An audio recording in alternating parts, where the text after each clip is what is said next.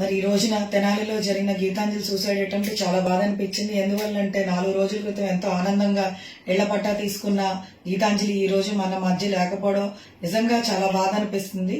మరి తెనాలిలో 4 రోజుల క్రితం ఇళ్ల పట్టా కార్యక్రమంలో అమ్మాయి పార్టిసిపేట్ చేసి ఎంతో ఆనందంగా ఇళ్ల పట్టా తీసుకుని కిందకు వస్తున్న టైంలో ఆ అమ్మాయిని ఒక విలేకరు ఇంటర్వ్యూ చేస్తే అమ్మ ఏమ్మా ఇంత ఆనందంగా ఉన్నావు అని చెప్పి ఆ విలేకరు ప్రశ్నించినప్పుడు my dream has come true అని చెప్పి ఆ అమ్మాయి నా సొంత ఇటుకల నెరవేరిందని చెప్పి ఎంతో ఆనందంగా వ్యక్తం చేసింది.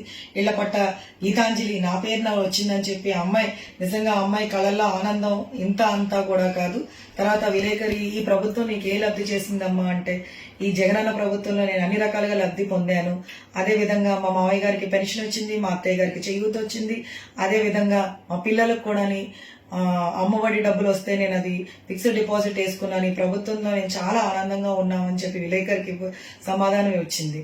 తర్వాత మరి గత ప్రభుత్వాలు ఏం చేసినాయి ఇంకా మిగతా పార్టీల గురించి ప్రశ్నించినప్పుడు కూడా ఆ అమ్మాయి ఏ ప్రభుత్వం గురించి విమర్శించకుండా ఆ అమ్మాయి ఒకటే మాట మాట్లాడింది, నాకు అవన్నీ తెలియదండి, మా లీడర్ మాకు మంచి చేశాడు, నేను ఈరోజు మా లీడర్ ద్వారా నేను చాలా ఆనందంగా ఉన్నాను, ఖచ్చితంగా మా లీడర్ యొక్క గెలుపు కోసం నేను ఖచ్చితంగా కృషి చేస్తానని చెప్పి ఆ అమ్మాయి చాలా పాజిటివ్ యాటిట్యూడ్, చాలా ఆనందంగా, చాలా ఏమీ కల్మషం లేకుండా